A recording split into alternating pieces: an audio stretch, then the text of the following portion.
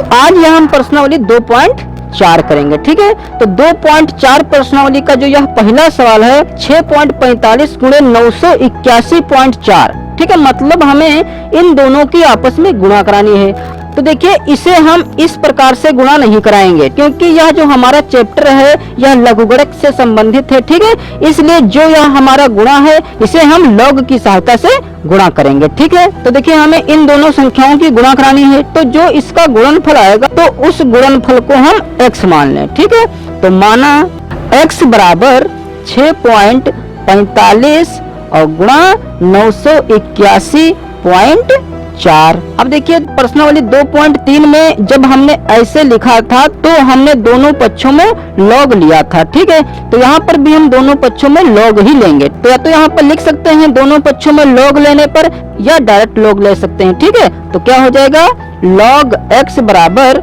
इधर भी जब लॉग लेंगे तो लॉग और इस चीज को ब्रैकेट में रख दें 6.45 गुणे 981.4। ठीक है, अब हम जानते हैं कि जो यह ब्रैकेट के अंदर है यह गुणे में है। ठीक है, तो गुणे में है तो यह प्लस में टूटेगा, तो क्या हो जाएगा log 6.45 और इस गुणे की जगह पर प्लस log 981.4।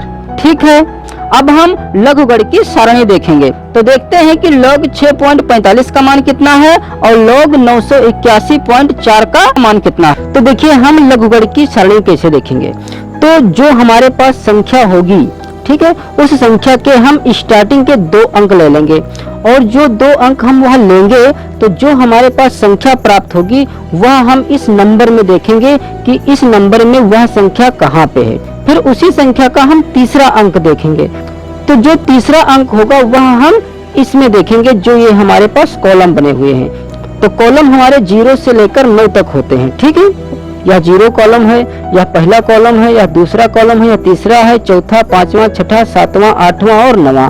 और जो ये देखिए छोटे छोटे संख्याएं दी हुई हैं ये है मीन डिफरेंस। तो मीन डिफरेंस कैसे देखेंगे, तो मीन डिफरेंस अगर हमारे पास कोई संख्या 4 अंकों की है तो जो चौथा अंक होगा वह हम इस मीन डिफरेंस में देखेंगे। ठीक है, तो जो यह हमारे पास log 6.45 है यह दशमलव हम थोड़ी देर के लिए भूल जाएं, इस दशमलव का उपयोग हम बाद में करेंगे। ठीक है, तो अगर हम दशमलव को थोड़ी देर के लिए भूल जाएं तो यह है 645 लिखा। ठीक है, और अगर हम इस दशमलव को भूल जाएं तो यह लिखा है 981.4, मतलब 9814 हो जाएगा। ठीक है, तो देखिए हमारे पास पहली संख्या है 645, हालांकि था यहाँ पर 6.45 लेकिन हमने इसे माना है 645। ठीक है, तो 645 में स्टार्टिंग के हम 2 अंक ले लेंगे, तो स्टार्टिंग के हमारे 2 अंक जो हैं वह है 6 और 4, मतलब यह है 64। ठीक है, तो पहले तो हम जो यहाँ नंबर लिखा हुआ है इसमें हम 64 देखेंगे कि कहाँ पर है। तो यहाँ से देखिए 64 तो यहाँ है नहीं, तो हम फिर आगे पन्ना पलटेंगे, अब फिर इसमें देखेंगे तो यहाँ पर देखिए यह है 64। अब हम इस 64 के सामने उस कॉलम को लेंगे जो 64 के बाद हमारा अंक है, तो 64 के बाद यहाँ अंक है 5, इसलिए हम इस 64 के सामने 5वें कॉलम में जाएंगे। 64 के सामने 5वें कॉलम में हमारे पास जो संख्या है वह है 8096। ठीक है, तो यहाँ पर हो जाएगा यह 8096। और ध्यान दीजिएगा कि हमने पहले ही बता दिया है कि जो यह हमारी लघुगण की सारणी होती है यह सिर्फ अपूर्णांश पता करने के लिए होती है, ना कि पूर्णांश पता करने के लिए। ठीक है, तो यह संख्या हमारी अपूर्णांश की है, इसलिए यहाँ पर हम डेसिमल और इधर 0 लिख सकते हैं, मतलब जो हमारा यह मान है यह 0.8096 है। ठीक है, यहाँ पर हमें 0 पॉइंट नहीं लगा मिलेगा, हमें सिर्फ संख्या मिलेगी। अब हम इसका पूर्णांश पता करेंगे, तो जो हमारी संख्या थी वह थी 6.45, तो 6.45 थी। अब हमें यह देखना है कि दशमलव से पहले अंक कितने हैं, तो दशमलव से पहले यहाँ पर 1 अंक है, और हम प्रश्नावली 2.3 में सीख चुके हैं कि दशमलव से पहले जितने अंक होंगे, तो दशमलव से पहले जितने अंक होते हैं उसमें से हम 1 कम करके पूर्णांश पता कर लेते हैं। ठीक है, तो यहाँ पर देखिए दशमलव से पहले 1 ही अंक है जो कि है 6, तो देखिए दशमलव से पहले एक ही अंक है और इसमें से हमें एक कम भी करना है, तो एक में से एक घटाएंगे तो रह जाएगा 0। मतलब यहाँ पर पूर्णांश जो हमारा आएगा वह 0 ही आएगा। ठीक है, अब हम इस संख्या का अपूर्णांक ज्ञात करते हैं। ठीक है, इस संख्या में दशमलव हमारा यहाँ पर था। ठीक है, मतलब यह था 981.4। ठीक है, तो पॉइंट को तो हमें अभी ध्यान नहीं रखना है, लेकिन हम इस पॉइंट से यह पता कर सकते हैं कि इस संख्या का पूर्णांक कितना है। तो इस संख्या में देखिए दशमलव से पहले 3 अंक हैं, 9, 8, 1। क्योंकि हमारे पास अंक है 3 दशमलव से पहले, इसलिए हमें 3 में से 1 कम करना होगा। तो जब 3 में से 1 कम करेंगे तो रह जाएगा 2, मतलब पूर्णांक हमारा आ जाएगा 2। ठीक है, तो पूर्णांक तो आ गया 2। अब हम इसका अपूर्णांक ज्ञात करेंगे। तो जब हम इस संख्या के लघुगणक का अपूर्णांक पता करेंगे तो स्टार्टिंग के हमें 2 अंक लेने होंगे। तो 2 अंकों में यहाँ पर हो जाएगा 98। तो 98 के बाद जो हमारे पास अंक है वह है 1, इसलिए हमें 98 के सामने पहले कॉलम में जाना होगा। तो देखिए यह है 0 कॉलम, यह है 1 कॉलम, यह है 2 कॉलम, यह है 3 कॉलम। ठीक है, तो 98 के सामने हम पहले कॉलम में अगर देखें तो है हमारे पास 9917। तो यहाँ पर हम डायरेक्ट 9917 नहीं लिखेंगे। ठीक है, क्योंकि देखिए पहले कॉलम के बाद हमारे पास 4 भी है। ठीक है, तो जो यहाँ हमारे पास 4 है, यह हमें मीन डिफरेंस में देखना पड़ेगा कि मीन डिफरेंस में चौथे कॉलम में क्या है। तो ये होती है मीन डिफरेंस, मतलब जो ये छोटे छोटे हमारे पास अंक लिखे हैं ये है मीन डिफरेंस। अब चूंकि हमें 98 के सामने मीन डिफरेंस में चौथे कॉलम में देखना है, तो यह देखिए चौथा कॉलम। ठीक है, तो जब हम 98 के सामने, तो यह है 1, 2, 3, 4, मतलब मीन डिफरेंस के चौथे कॉलम में मिल रहा है यहाँ पर 2। तो जो हमारे पास यह 98 के सामने पहले कॉलम में 9917 आया है, उसमें यह हम मीन डिफरेंस जो 2 आया है वह जोड़ देंगे। ठीक है, मतलब 9917 में हमें वह मीन डिफरेंस का जो मान 2 है वह ऐड कर देंगे। ठीक है, तो यह हो जाएगा 9919। ठीक है, तो जो यह 9919 आया है यही हम यहाँ पर रखेंगे। तो ये हो जाएगा हमारा इस संख्या का लघुगणक। तो जो ये लघुगणक के मान आए हैं वह यहाँ पर हम रख दें। ठीक है, तो log 6.45 का जो मान आया है वह आया है 0.8096। तो यहाँ पर लिख दें 0.8096, फिर प्लस लगा है तो प्लस लगाएंगे। फिर जो हमारे पास यह संख्या है 981.4, तो इसका जो लघुगणक आया है वह आया है 2.9919। ठीक है, तो वह मान यहाँ पर रख दें 2.9919। अब देखिए क्योंकि यहाँ पर प्लस लगा है, मतलब हमें इन दोनों संख्याओं को जोड़ना होगा। तो यह हो जाएगा, तो जब हम इनको जोड़ेंगे तो हमारे पास क्या प्राप्त होगा, 3.8015। ठीक है, और देखिए इधर हमारे पास log x चल रहा है, तो वह यहाँ पर लिख दें log x। अब देखिए क्योंकि हमने इसके गुणनफल को x के बराबर मानना है, ठीक है, इसलिए हमें यह log x नहीं चाहिए, हमें सिर्फ x चाहिए।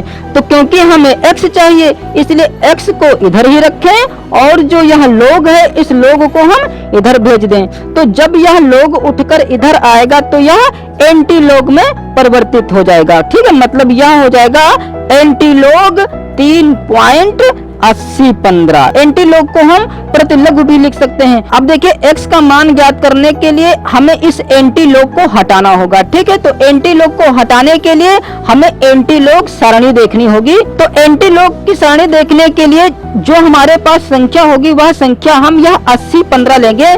तो यह 3 जो है यह तो है पूर्णांश। ठीक है, तो इस पूर्णांश का फायदा हम बाद में उठाएंगे, पहले हम 8015 का एंटी log देख लें।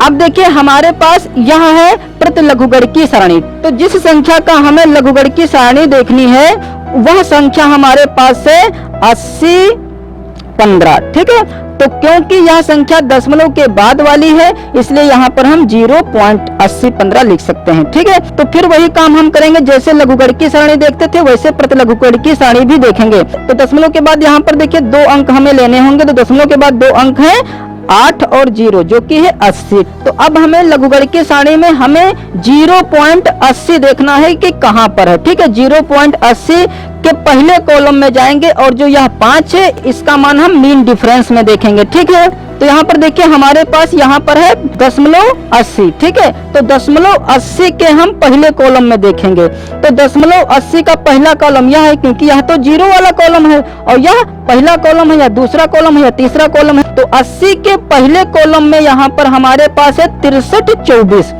तो यहाँ पर लिख दें 6324। अब हमें मीन डिफरेंस में 5वें कॉलम में देखना है। ठीक है, तो इसका मीन डिफरेंस यहाँ पर ये है। ठीक है, ये छोटी छोटी संख्या लिखी है, थे ऊपर यहाँ पर लिखा भी है मीन डिफरेंस। ठीक है, तो यहाँ पर 80 के सामने मीन डिफरेंस में 5वें कॉलम, तो देखिए 1 2 3 4 5, 5वें कॉलम में यहाँ पर है 7। तो वह 7 हम इसमें ऐड कर देंगे, जोड़ देंगे। ठीक है, तो यह हो जाएगा 7 4 11 3 3 6, तो यह हो जाएगा 63 31। तो क्योंकि अब हमने इसका एंटी लॉग तो देख ही लिया है, तो अब एंटी लॉग यहाँ से हटा दें और इसका मान रख दें 63 31। और जो यह दशमलव से पहले 3 है, यह हमें क्या बताता है? यह हमें यह बताता है कि जो हमारी संख्या होगी वह 4 अंकों की होगी, क्योंकि यह पूर्णांक है 3, इसलिए जो हमारे पास संख्या होगी वह 4 अंकों की होगी। और यदि इसके आगे कोई और भी अंक आ जाते तो हमारा यहाँ पर दशमलव लग जाता है, क्योंकि हमें दशमलव से पहले सिर्फ 4 अंक ही चाहिए। तो यह हो गया x का मान।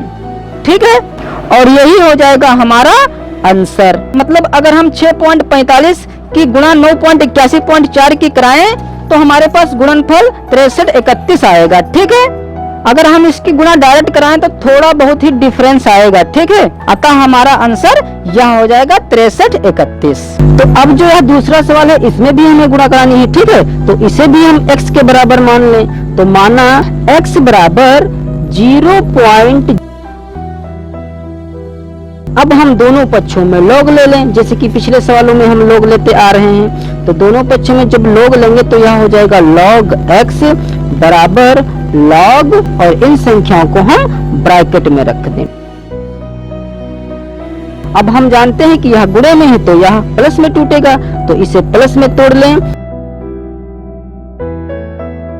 अब हम लघुगण की सरणी देख लें। तो देखिए जो यह हमारे पास संख्या है 0.00445, तो चूंकि यह संख्या है 1 से छोटी, ठीक है, तो हमारा जो पूर्णांक आएगा वह माइनस का आएगा। तो पूर्णांक क्या आएगा? पूर्णांक वह आएगा जितने की दशमलव के बाद 0 होंगे, उसमें हम एक जोड़कर पूर्णांक पता कर लेंगे। तो दशमलव के बाद है 2 0, इसलिए पूर्णांक हमारा कितना हो जाएगा? 3।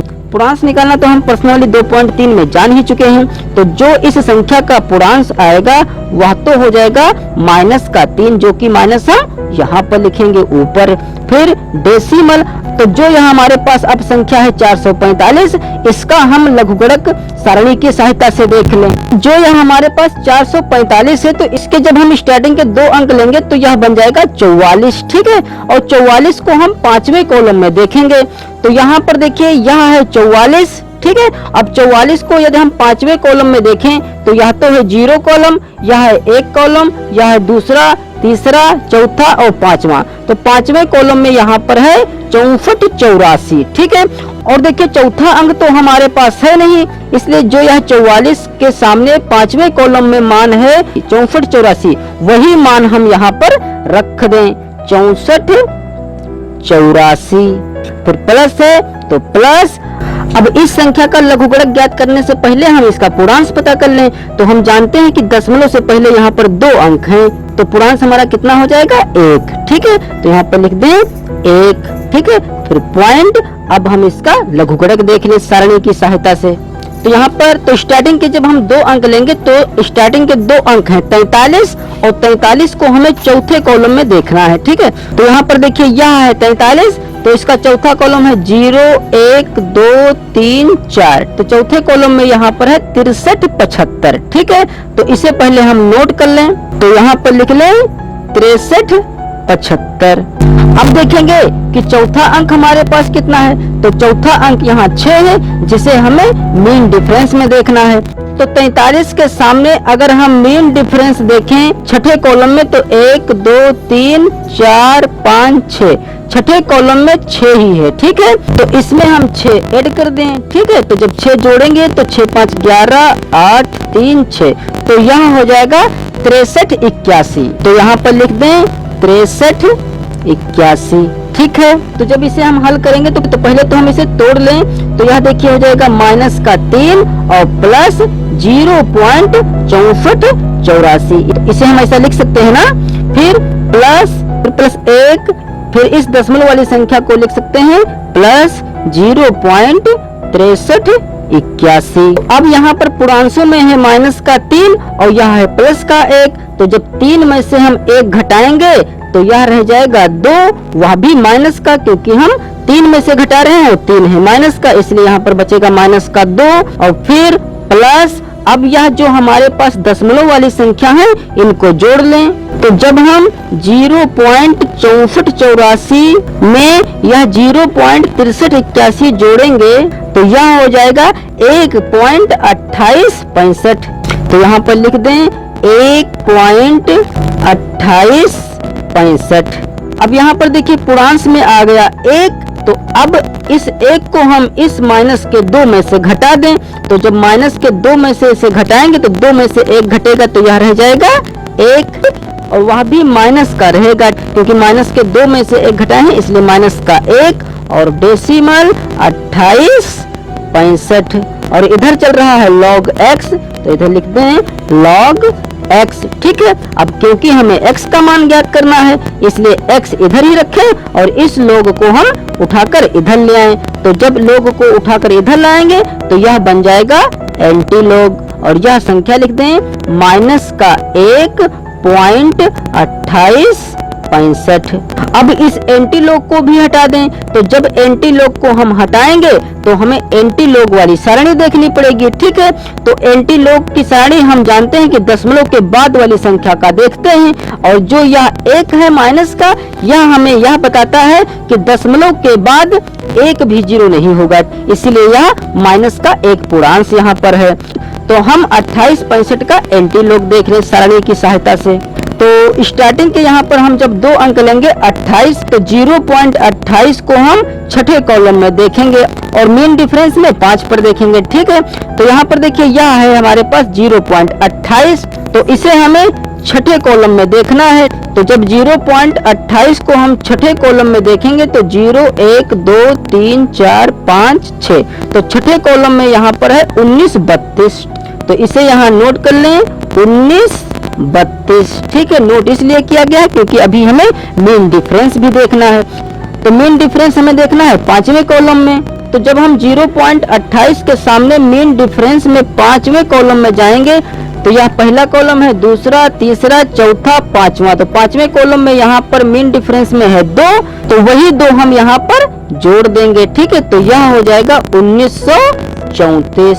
ठीक है, तो जो यह 1934 आया है यह हम लिख दें 1934। ठीक है, अब हमारा दशमलव कहाँ लगेगा? दशमलव हमारा यहाँ पर लगेगा और इसके बाद 0 1 भी नहीं रखेंगे। ठीक है, वह इसलिए नहीं रखेंगे क्योंकि इसका पूर्णांश माइनस का 1 है और दशमलव से पहले यहाँ पर हम 0 रख सकते हैं। ठीक है, तो x का मान जो हमारा है वह आ गया 0.1934 और यही हो जाएगा हमारा आंसर। ठीक है, अतः जब हम 0.00445 की गुणा 43.46 में कराएंगे तो इसका मान आएगा 0.1934। ठीक है, अब इस तीसरे सवाल में हमें भाग कराना है। ठीक है, तो पहले तो हम इसे x के बराबर मान लें, तो अब फिर हम दोनों पक्षों में log ले लें।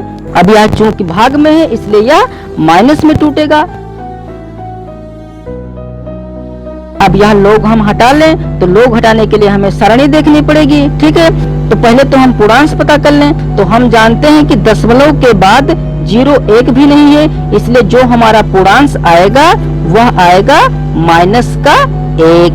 अब जो यहाँ हमारे पास 7404 है इसे हम लघुगणक की सारणी की सहायता से इसका लघुगणक ज्ञात कर लें।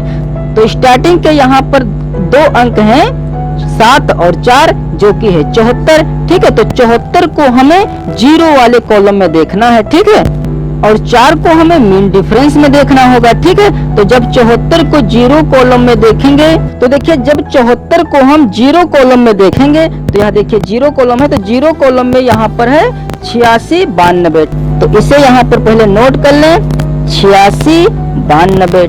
अब हमें मीन डिफरेंस में चौथे कॉलम में देखना है। तो जब हम 74 को मीन डिफरेंस में चौथे कॉलम में देखेंगे तो 1 2 3 और यह है 4, तो चौथे कॉलम में यहाँ पर है 2, तो वह 2 हम यहाँ पर ऐड कर दें, तो यह हो जाएगा 4 9 6 8, तो यह हो जाएगा 86 94, तो यहाँ पर लिख दें 86 94। ठीक है, फिर माइनस है तो माइनस, यहाँ पर दशमलव के बाद 0 1 भी नहीं है। ठीक है, इसलिए जो हमारा पूर्णांश होगा वह होगा माइनस का 1। फिर डेसिमल, अब यहाँ पर स्टार्टिंग के 2 अंक हैं 40, तो 40 को हमें 7वें कॉलम में देखना होगा। तो देखिए 40 को अगर हम 7वें कॉलम में देखें तो 0 1 2 3 4 5 6 7, तो 7वें कॉलम में यहाँ पर है 60 96, तो यहाँ पर नोट कर लें 60 96। अब मीन डिफरेंस में हमें पहले कॉलम में देखना पड़ेगा। ठीक है, तो 40 को जब हम मीन डिफरेंस के पहले कॉलम में देखेंगे तो हमें मिलेगा 1, तो वह 1 हम इसमें जोड़ दें, तो यह हो जाएगा 60 97। ठीक है, तो यहाँ पर लिख दें 60 97। अब इसे हल कर लें, तो पहले तो हम पूर्णांशों और अपूर्णांशों को अलग कर लें। तो यहाँ पर है माइनस का 1, फिर प्लस 0.86 94। ठीक है, फिर माइनस, अब देखिए क्योंकि हमें इसे 2 भागों में अलग अलग करना है और इससे पहले है माइनस, इसलिए जो भाग हमारे 2 आएंगे उनको हम ब्रैकेट में रखेंगे। ठीक है, तो माइनस का 1 और प्लस 0.60 97। अब यह ब्रैकेट पहले हम खोल लें, तो जब यह ब्रैकेट खोलेंगे तो माइनस का 1 प्लस 0.86 94, और जब यह ब्रैकेट खोलेंगे तो ब्रैकेट के अंदर वाले चिन्ह बदल जाएंगे, क्योंकि ब्रैकेट से पहले माइनस है तो माइनस माइनस प्लस का 1 बन जाएगा, और फिर माइनस प्लस माइनस 0.60 97। ठीक है, अब देखिए यहाँ माइनस का 1 है, यहाँ प्लस का 1 है, तो यह 1 और यह 1 कट जाएगा। ठीक है, तो हमारे पास सिर्फ बचेगा 0.86 94 और माइनस का 0.60 97। तो क्योंकि यहाँ पर चिन्ह आ गए हैं 2, तो बड़े में से हम छोटा घटा लें, तो बड़ा है यहाँ पर 0.86 94 में से हमें यह 0.60 97 घटा देना होगा, तो यह आ जाएगा 0.25 97। ठीक है, तो यहाँ पर लिख दें बराबर 0.25 97।